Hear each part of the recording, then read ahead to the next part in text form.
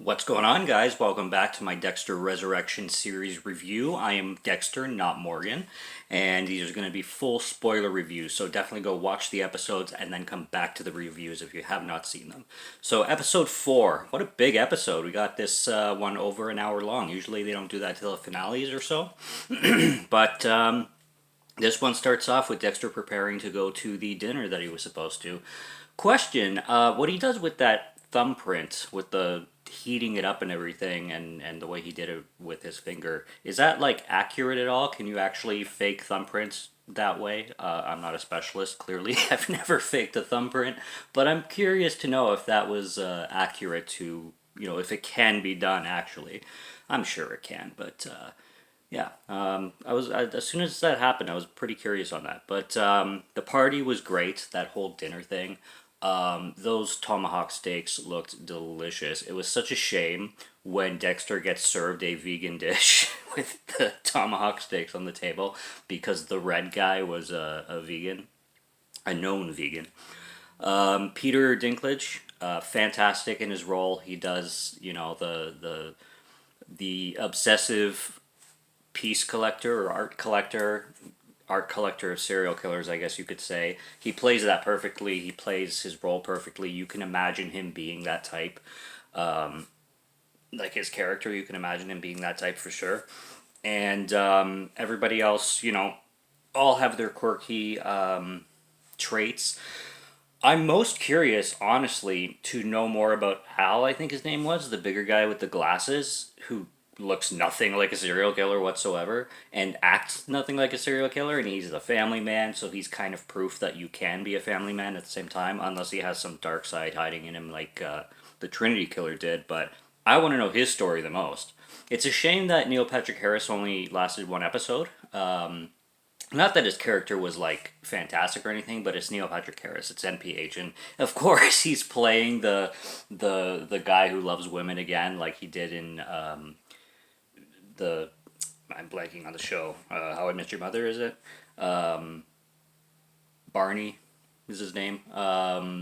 He's like the womanizer, but he's gay in real life, so it's funny because he can play that role so well, and he's so straight acting that you wouldn't know unless he told you. Lady Vengeance is cool. She's giving me a lot of Lila vibes from season 2. And when they went for the jog, when her and Dexter went for the jog, her personality is so different than when she was at that dinner party. She was so posh and sophisticated there, but she seemed much more like cool and young and casual when she was running with Dexter. And obviously, she's been screwed over for some men, and she terrifies me in her.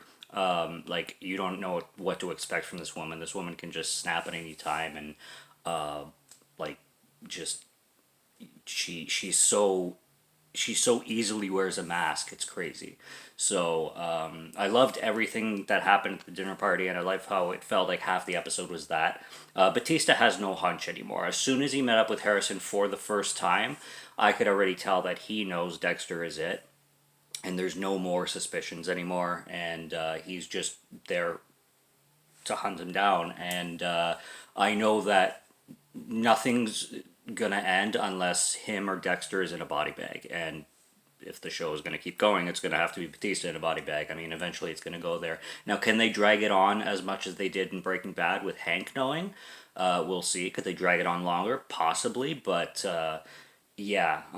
By the end of the season, I don't see Batista being around, or they'll continue it for another season. But the inevitable is going to happen with Batista, and it's sad, but and they're not totally villainizing him, which I like too.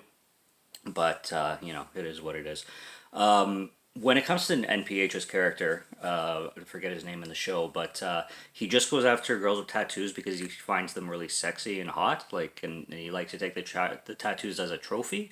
Because there's no other reason to kill them other than their beauty. I think that's what he's attracted to, and he wants to like keep their skin as trophies, I guess. I love how he didn't panic on the table because he's like, I've been on the other side of this long enough to know that when the inevitable is coming. And then I absolutely loved the way they ended off this episode on a cliffhanger where I was ready for Harrison to turn himself in, and I knew that was going to happen as soon as he started dialing.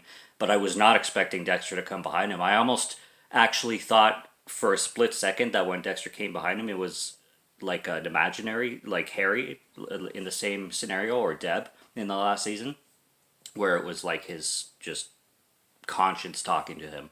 And I'm like, oh, no, no, no, that's actually Dexter. Okay, here we go. All right.